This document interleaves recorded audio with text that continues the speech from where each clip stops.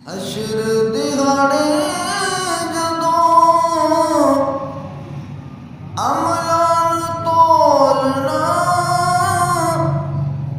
शर्म दे मारे मैं ते कुछ भी नहीं बोलना, कुछ भी नहीं बोलना।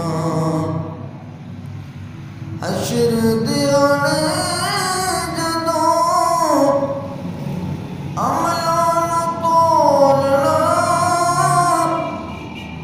शर्म दे मारे मैं ते कुछ भी नहीं बोलना। चंगे हक मंदे निभाई रखी सोने, चंगे हक मंदे निभाई रखी